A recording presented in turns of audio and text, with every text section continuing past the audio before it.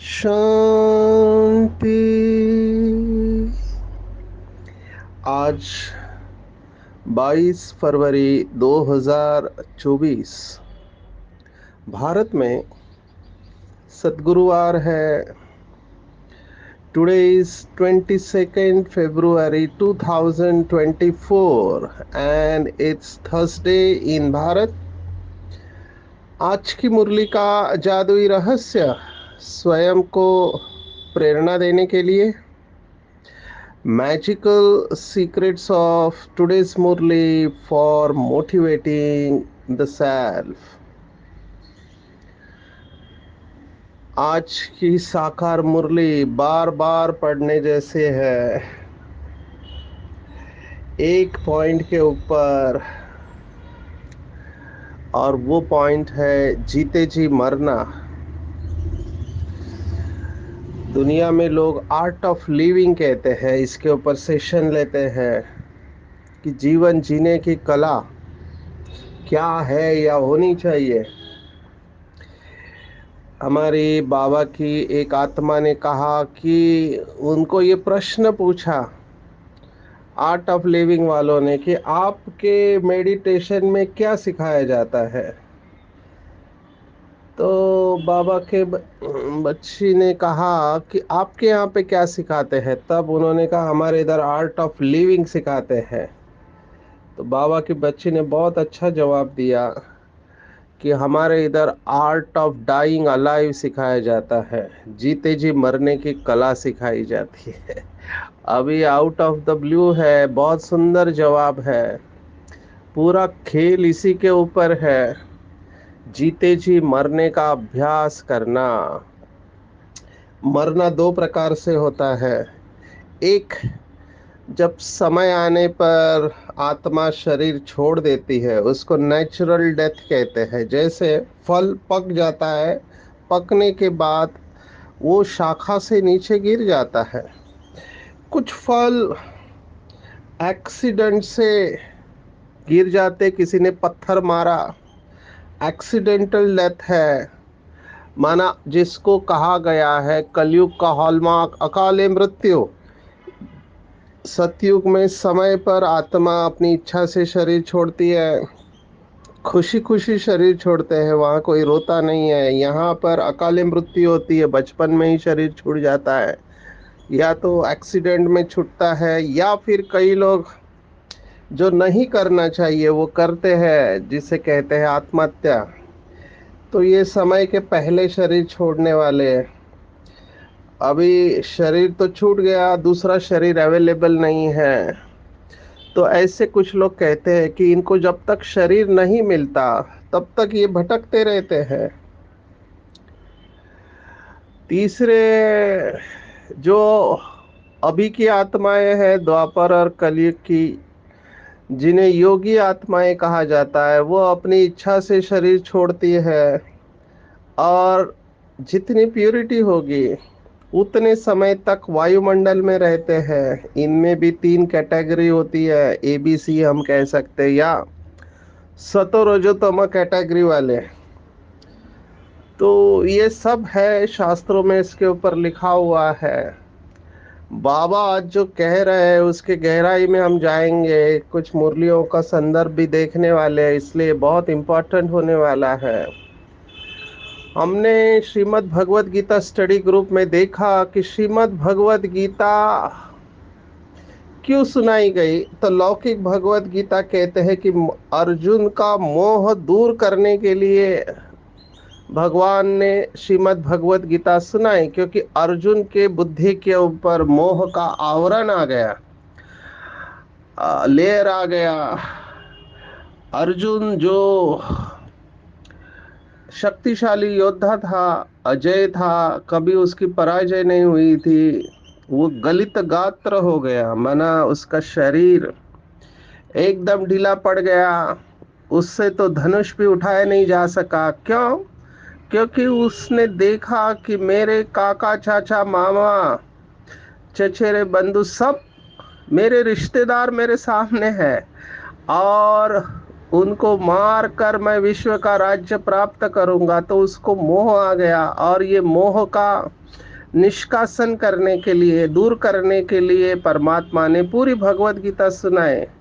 तो भगवत गीता ये जर्नी है ममत्व से समत्व की ओर। हमने ये देखा दूसरे अध्याय में, समत्वम योग उच्यते। समता को बहुत महत्व दिया गया है, पूरी भगवत गीता में समता को बहुत महत्व दिया गया है। योगी माना जो सम रहता है। और इंटरेस्टिंगली बाबा ने भी संपूर्ण अवस्था को बाप समान बताया गया है। जैसे बाबा वैसे हम भी बाबा के समान बन जाते हैं, तो वहां पर भी समान शब्द है।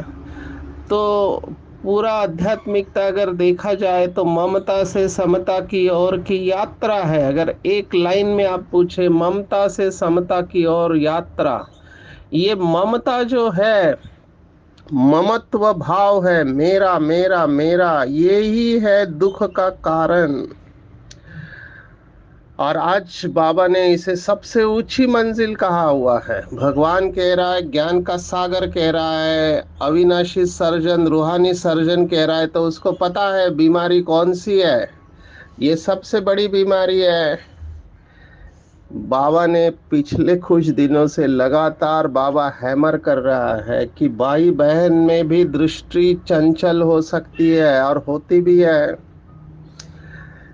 तो बाबा ने कहा सभी देहदारियों से ममत्व टूट जाए और सदा भाई भाई की स्मृति रहे, ये है सबसे ऊंची मंजिल।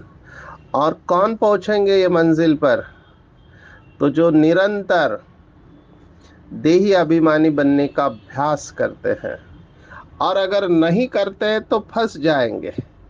किस में फंसेंगे? या तो अपने शरीर में, या किसी न किसी मित्र संबंधी के शरीर में फंसेंगे। मैंने देखा है कुछ लोगों को श्रृंगार करने की आदत होती है, वो अपने को सजाते रहते हैं। अभी ये करना चाहिए या नहीं, ये इंडिविजुअल डिसीजन है। कलयुग में अगर आप अपने शरीर को ज्यादा सजाते हैं, स्वच्छ रखना अलग बात है, सजाना अलग बात है। बाबा ने मुरलियों में कहा है कि पाउडर क्रीम नहीं लगानी चाहिए, पर कुछ लोगों को इसकी आदत लगी हुई है, और ये भूल जाते हैं कि ये भी एक प्रकार का एडिक्शन है, ये भी नशा है। उनको अच्छा लगता ही नहीं है। भारत में तो ये परंपरा है, योगी माना बहुत सिंपल रहने वाले को लोग योगी समझते हैं। और ये बहुत ऊंची अवस्था है कि आप सभी साधनों का यूज करो और उसमें बुद्धि नहीं जाए, ये बहुत ऊंची अवस्था है। इसमें अटकने के चांसेस है। इसलिए हमको ब्रह्मा बाबा को रोल मॉडल समझ के अपने आंखों के सामने रखना चाहिए कि क्यों बाबा लास्ट तक साधारण रहे, झोपड़ी में रहे, जबकि चाहते तो अच्छी तरह से अच्छे मकान में रह सकते थे। लेकिन बाबा का नेचुरली ये शब्द रहा कि पुरानी जुत्ती है। बाबा देखो शरीर को जुत्ती कहते थे, पुराना लॉन्ग लॉन्ग पुराना जूता है जिसमें शिव बाबा प्रवेश करता है। तो पुरानी जुत्ती को क्या सजाने का?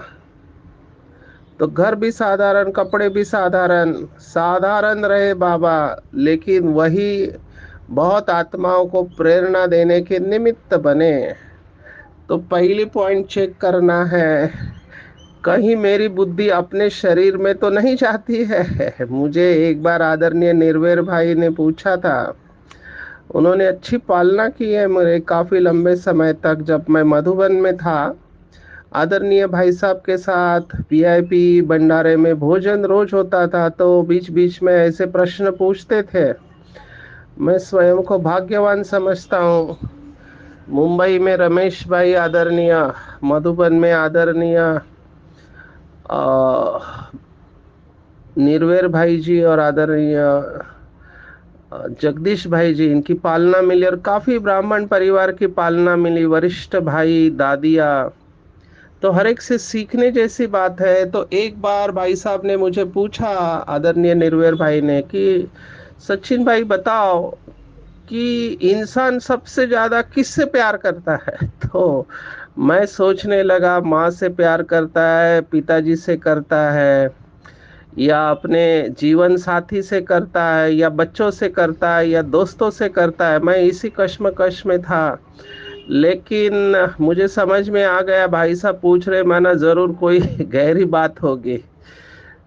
तब मैंने कहा सबसे प्यार तो करता है, वो बहुत लोगों से प्यार करता है, क्योंकि मनोविज्ञान में यह बताया हुआ है कि इस समय इंसान इतना खाली है अंदर से कि उसकी भूख जो है प्यार की, वो एक से मिटती नहीं है। और हमको साइंस में ये बताया गया है, क्योंकि डॉक्टर्स का दिमाग ये सिगमंड फ्रॉयड ने खराब कर दिया, मैं कहूँगा। बहुत सारी निगेटिव बातें हमारे दिमाग में डाल दी है। वो एक अंग्रेजी का शब्द है, वो कहते हैं पॉलीगैमस, माना अनेक लोगों के साथ प्यार करता है, और प्यार माना काम विकारी समझते हैं लोग। ये भी और बड़ी गड़बड़ है। फिर भी मैं, ये सब विचार मेरे अंदर फ्लैश में आए, पर मेरे मुख से निकला कि सबसे ज्यादा तो लगता है खुद से ही प्यार करता है। तब उन्होंने कहा बिल्कुल ठीक कहा आपने, सबसे ज्यादा इंसान खुद से प्यार करता है। तो ये अपने शरीर में भी फंसना नहीं है। बाबा को मुरली में कहना पड़ा कि पाउडर क्रीम बच्चों को नहीं लगानी चाहिए। आप सोचो इसका डिसएडवांटेज क्या हो सकता है। हमने इसका डिसएडवांटेज देखा है कई सेंटर पर, हमारे सेंटर पर तो बहुत कुछ हुआ, ऐसे ही बाकी सेंटर पर भी हुआ रहेगा।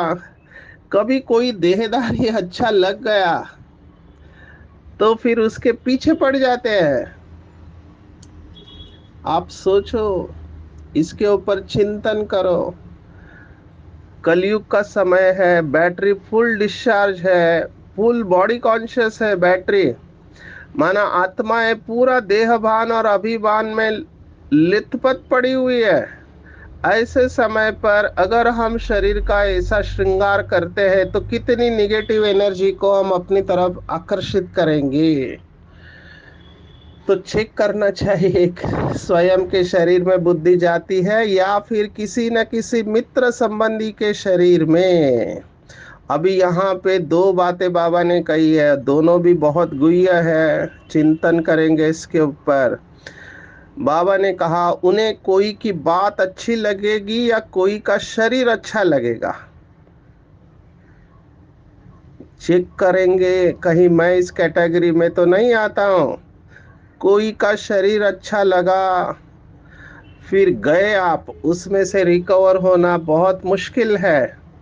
ऊंची मंजिल पर पहुंचने वाले जिस्म से प्यार कर नहीं सकते, उनका शरीर का भान टूटा हुआ होगा। और ये सबसे बड़ा पेपर है। मेरे आंखों के सामने बहुत सारे केसेस आ रहे हैं, अच्छे अच्छे बाबा के बच्चे केवल इस एक पॉइंट के वजह से फंस गए। और माया हमने देखा है सूक्ष्म होते जाती है। बड़े रूप में किसी के पीछे पड़ना ये तो बड़ा विकर्म हो गया, लेकिन सूक्ष्म रूप में भी हमको अटेंशन रखना है। बाबा ने कहा अगर इस बात में आप जीत गए तो बाबा ने कहा आप अष्टरतन में आ सकते हो। देखो कितनी बड़ी बात है। बहुत बार हमने मुरली में सुना है कि अव्यभिचारी याद होनी चाहिए, व्यभिचारी याद नहीं होनी चाहिए। अव्यभिचारी याद, व्यभिचार ये अच्छा शब्द नहीं है। व्यभिचार माना शादी के बाद अगर कोई पराये पुरुष या स्त्री से प्यार हो जाता है उसको व्यभिचार कहते हैं। बाबा ने कहा बिल्कुल नहीं। आप सोचो, बाबा ने वो शब्द ही बताया है जो मन में चलता है। बाबा तो बाबा है, सर्जन है, इसलिए बीमारी को सीधा बता देता है। ये बाबा की विशेषता है। बाबा ने एक मुरली में क्या क्या कहा था, मैं अभी वो शब्दों को बताने से पहले आज के मुरली के शब्दों को हम देखेंगे। बाबा ने कहा, कैसा सोचते हैं अगर किसी देहधारी से प्रभावित हो जाते हैं तो कहेंगे कोई की बात अच्छी लगेगी, कोई का शरीर अच्छा लगेगा, तो घर में भी उनकी याद आती रहेगी। माना घर में गए हैं, फिर घर में जाने के बाद भी वो देहदारी याद आता रहेगा। इसको फैंटेसाइजिंग कहते हैं। बाबा ने कहा ये फलाने बहुत अच्छी है, मीठी है, आत्मा की बुद्धि जाती है, शरीर को देखने से तुम फंस मरेंगे। तो इसको बहुत कड़ा समझना चाहिए। बाबा इसके ऊपर बहुत कड़ा गया है। बाबा ने पवित्रता के ऊपर कभी भी कॉम्प्रोमाइज नहीं किया है। बाबा ने कहा है कि पवित्रता के लिए मरना पड़े तो मर जाना चाहिए। यहाँ तक बाबा कह रहा है। बाबा का शब्द है, अपवित्रता को पॉइजन कहते हैं बाबा, क्योंकि बगैर पवित्रता के नए धर्म की स्थापना हो ही नहीं सकती है। तो इसके ऊपर अटेंशन रखना है कि कहीं मैं किसी देहदारी में फंसा हुआ तो नहीं हूं। और इसकी हमेशा शुरुआत जो होती है फैमिलियरिटी से होती है। बहुत सारे केसेस हमको आंखों के सामने आ रहे हैं कि कैसे देहदारी जब कोई अच्छा लगता है तो काम विकार कैसे काम करता है, उसकी महिमा करेंगे, उसको मदद करने की कोशिश करेंगे। अभी क्या क्या स्टेप उठाते हैं लोग। लेकिन ड्रामा में ये होता है, समय समय पर जिन बच्चों को फेल होना होता है उनके सामने ऐसे पेपर आते हैं। बाबा ने कहा ये भी माया का वार होता है, माया ललचा देती है। उनकी तकदीर में नहीं है तो माया सामने आ जाती है। अगर किसको देखकर बुद्धि में आता है ये बहुत अच्छी है, बहुत मीठा समझाती है, ये माया का वार है। अभी यहाँ तो बाबा केवल बहनों के बारे में कह रहा है, भाइयों से भी प्रभावित हो जाती है। अब मैं इस स्टेज से जा चुका हूँ। अभी कोई भी जो आत्मा अंदर से खाली है उसको थोड़ा भी सपोर्ट मिल गया तो बस पीछे पड़ जाते हैं। कितना उनको समझाते हैं तो गुस्सा आता है। समझते नहीं है कि देह अभिमान काम करा रहा है। अभी इसको गलत समझते ही नहीं है। इसलिए बहुत अटेंशन रखना है, कभी भी शरीर पर आशिक नहीं होना है। अभी बाबा ने तो आज भक्ति मार्ग की बात भी सुना दी और ज्ञान मार्ग की भी बात सुना दी। हमको दोनों समझना है। बाबा ने आज याद किया है, ब्रह्मा बाबा की कंठप्ररी सोल थी वहां उस वक्त की, आनंदमयी माँ। अभी उसका जीवन चरित्र भी विचित्र है। उसको माँ माँ करते याद करते रहते हैं। तो बाबा कहता है बाप कहाँ है, वर्षा बाप से मिलना है। माँ को भी पैसा कहाँ से मिलेगा, माँ माँ कहने से जरा भी पाप नहीं कटेंगे। ये बाबा भक्ति मार्ग वालों को भी कह रहा है जो भक्ति करते रहते हैं। इसको बाबा ने इस बीमारी को कहा है नाम और रूप की बीमारी। और ही पाप हो जाएगा क्योंकि बाप का ना फरमान बरदार बनते हो। मेरे पास केस है, कितना कोशिश कर रहे रिकवर होने की, लेकिन वो हो नहीं पा रहे हैं क्योंकि योग टूट गया, बहुत बार गलतियां हो गई, उसमें से रिकवर होता नहीं है। बाबा ने कुछ दिन पहले शब्द इस्तेमाल किया था, होपलेस। होपलेस हो जाते हैं। इसलिए इस ममत्व से अपने आप को मिटाना है, बार बार अभ्यास करना है। मैं निराकार सो साकार, मैं निराकार सो साकार आत्मा, मैं भी आत्मा ये भी आत्मा। ये अभ्यास बहुत पक्का करना चाहिए और इसके अनुभूति में जाना चाहिए। बाबा ने तो स्पीकर्स क्वालिटी की भी कान खींचा है। मैं ये मुरली का बार बार रेफरेंस देते रहता हूँ क्योंकि मैं यहाँ पे देखता हूँ कि लोग इसमें ही अटके हुए हैं। फलाना या फलानी का ही क्लास सुनेंगे और किसी का क्लास नहीं सुनेंगे। तो बाबा ने स्पीकर्स को भी इसके ऊपर अटेंशन खिंचवाया है। ये 13 अप्रैल 1982 की अव्यक्त मुरली है। त्याग तो समझ में आता है, लेकिन महात्यागी माना एक स्टेप आगे। बाबा ने शब्द देखो पकड़ा है। बाबा ने कहा भाव और शब्द बहुत शुद्ध होते हैं कि हम अपने प्रति नहीं कहते, सेवा के प्रति कहते हैं। मैं अपने को नहीं कहती कि मैं योग्य टीचर हूं, लेकिन लोग मेरी मांग नहीं करते हैं। जिज्ञासु कहते हैं कि आप ही सेवा करो। इस एक एक शब्द को अंडरलाइन करेंगे। ये 13 अप्रैल की मुरली है 1982 को। जिज्ञासु कहते हैं आप ही सेवा करो। मैं तो न्यारी हूं बाबा, लेकिन दूसरे मुझे प्यारा बनाते हैं। बाबा ने कहा इसको क्या कहेंगे? बाप को देखा या आपको देखा? आपका ज्ञान अच्छा लगता है, आपका सेवा का तरीका अच्छा लगता है, तो बाप कहाँ गया? बाप को परमधाम निवासी बना दिया। इस भाग्य का भी त्याग करो जो आप दिखाई न दे, बाप ही दिखाई दे। ये है पास होना। ये खास उन लोगों के लिए है जो ब्राह्मण परिवार में फेमस हो गए हैं सेवा करके, महाज्ञानी महायोगी टाइटल प्राप्त करते हैं, फेमस होते हैं। तो बाबा ने कहा आप दिखाई ना दे, बाप दिखाई दे। महान आत्मा प्रेमी नहीं बनो, लेकिन बनाओ, लेकिन परमात्म प्रेमी बनाओ। इसको कहा जाता है प्रवृत्ति पार कर लाश प्रवृत्ति में सर्वंश त्यागी नहीं बनते।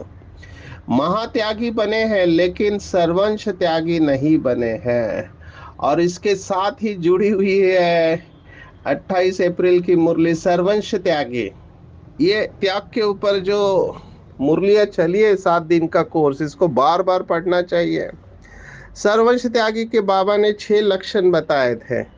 एक, किसी भी विकार के अंश के वशीभूत कोई भी कर्म नहीं करेगा, माना विकारों का अंश भी नहीं होगा। फिर सदा दाता का बच्चा बन सर्व को देने की भावना से संपन्न होगा। तीसरा, गुण ग्राहक सदा गुणमूर्त रहेगा और दूसरों में भी गुण को ही देखेगा। चौथा, जिम्मेवार समझेगा अपने आप को। यज्ञ में कोई भी गड़बड़ होती है तो मैं जिम्मेवार हूं, उसके लिए किसी को दोष नहीं देगा। और पांचवा, मोस्ट इंपॉर्टेंट, सदा एक रस एक मत एक ही परिवार का कार्य समझकर करेगा, यूनिटी एंड प्यूरिटी। और छठा, सदा फल स्वरूप होगा। तो हमको त्यागी से महात्यागी से सर्वंश त्यागी तक ये जर्नी है, और इसी में लोग अटक जाते हैं। पीछे आने वालों को मैं समझ सकता हूँ, क्योंकि उनको पालना नहीं मिली है, तो किसी का क्लास सुना तो बस उसके ऊपर फिदा हो जाते हैं। हम ये भूल जाते हैं कि बाबा बच्चों की पालना कर रहा है। आपको कहीं पर भी मदद मिल रही है, किसी से भी मिल रही है, किसी भी देहदारी से, लौकिक अलौकिक, तो समझना चाहिए बाबा आपको मदद कर रहा है।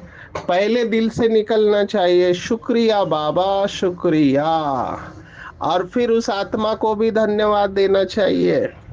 पर उसको आत्मिक दृष्टि से देखना चाहिए कि इस आत्मा को बाबा ने निमित्त बनाया, और उस आत्मा में फंसना नहीं है। यहाँ पर लोग अटक जाते हैं, क्योंकि यहाँ ना फरमान बरदार बन जाते हैं। मैं एक शब्द बार बार मुरलियों में इस्तेमाल कर रहा हूँ, आपको पता तो चल ही गया होगा कि न किसी से प्रभावित होना है और न किसी को प्रभावित करना है, क्योंकि ये सूक्ष्म में माया का गेट है, बैकडोर एंट्री ऑफ माया है।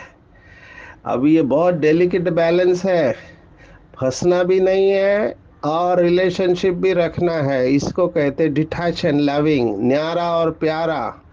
या तो होता क्या है, या तो बिल्कुल न्यारे हो जाते हैं डर के मारे, ऐसे भी है फंस जाएंगे इसलिए बिल्कुल न्यारे हो जाते हैं, किसी से बात नहीं करेंगे।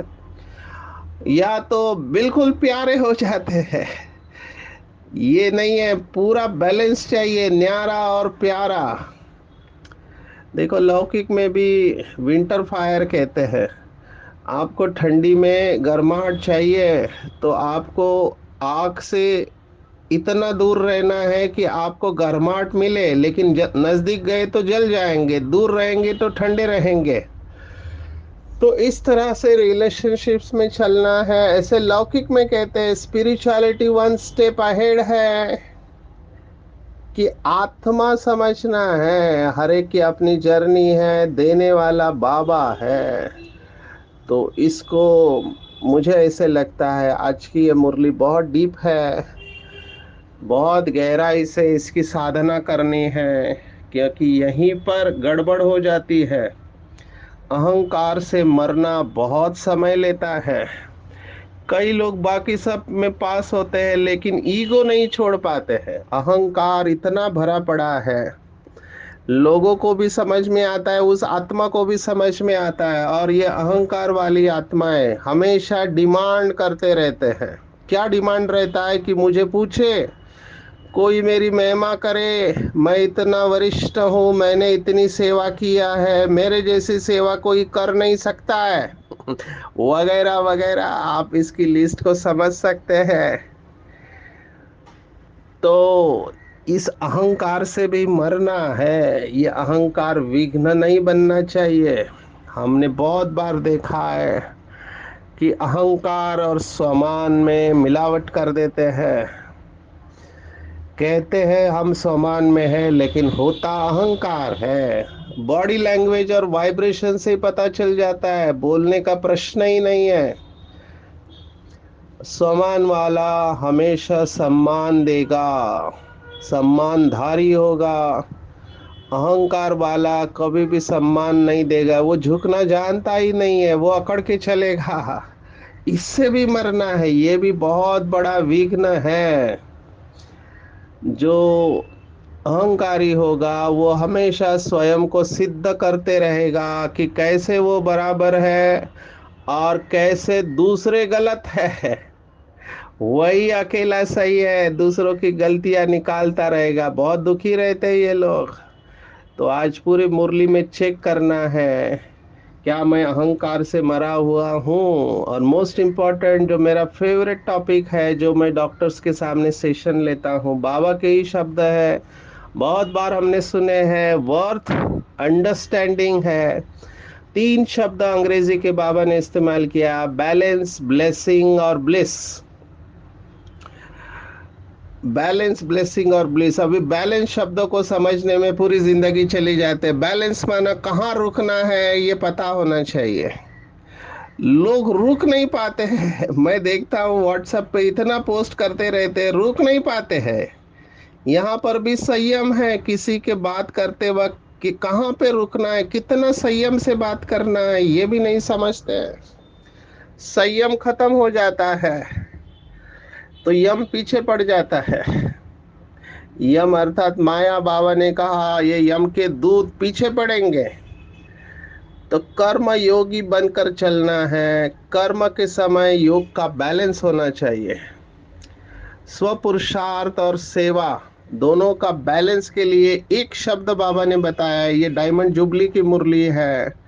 बाबा ने कहा, करण करावनहार की स्मृति से आप कर्मातीत अवस्था का अनुभव कर सकते हैं। बाबा मुझे चला रहा है, ये बाबा शब्द नेचुरली आना चाहिए। बाबा मुझे चला रहा है, बाबा मुझे खिला रहा है, बाबा मुझे पिला रहा है, बाबा मुझे सुला रहा है, हर वक्त बाबा बाबा। ये एक शब्द बहुत सहज बनाएगा और सर्व की ब्लेसिंग मिलेगी। जब मैं चल रहा हूँ, मैं कर रहा हूँ सोचेंगे तो बहुत नुकसान हो जाएगा। भगवत गीता का 3 अध्याय का 27वां श्लोक हमने कितने बार देखा है। अहंकार विमूढ़ात्मा कर्ता हमिति मन्यते। अहंकारी व्यक्ति को कर्तापन का भाव रहता है कि मैंने ये सब किया, मैंने घर बांधा, बच्चों को बड़ा किया, बिजनेस बढ़ाया, इतनी सेवा की, वही भाव चलते आ रहा है। अभी आपने किया भी है, बहुत अच्छी बात है, लेकिन उसका क्रेडिट नहीं लो, क्योंकि उस आत्मा का भी, जो आपके बच्चे हैं, परिवार वाले, वो लोग अपना भाग्य लेकर आए हैं। तो ये आप क्रिएट कर रहे हैं या उनको उनके अधिकार का दे रहे हैं, ये कहना बहुत मुश्किल है। इसलिए अहंकार से बचना है तो क्रेडिट बाप को देना चाहिए। करण करावनहार बाबा है, बाबा मुझे चला रहा है।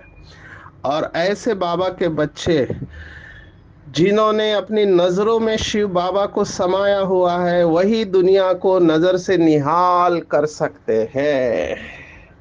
तो आज की मुरली में पूरा टेक होम एक ही शब्द है, चलते फिरते खाते पीते उठते बैठते अभ्यास, कि मैं मालिक बन इस शरीर को चला रहा हूँ और बाबा करण करावनहार इस आत्मा को चला रहा है। करावनहार बाबा है, करणहार मैं आत्मा हूँ, करावनहार आत्मा हूँ और करणहार ये शरीर है। मालिक बनकर चलेंगे, बैलेंस रखेंगे, किसी भी देहदारी से प्रभावित नहीं होंगे, क्योंकि हमको किसी भी देहदारी से अगर कोई मदद मिलती है तो देने वाला दाता शिव बाबा है। अगर किसी देहदारी में कोई विशेषता है भी तो उसको भगवान ने दी हुई विशेषता है।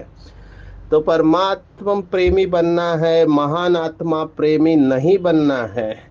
ऐसे जो जीते जी मरते हैं वही बाबा के बच्चे बैलेंस से ब्लेसिंग प्राप्त करते हैं, नजर से निहाल करते हैं और माला के मन के बनते हैं। अच्छा, ओम शांति।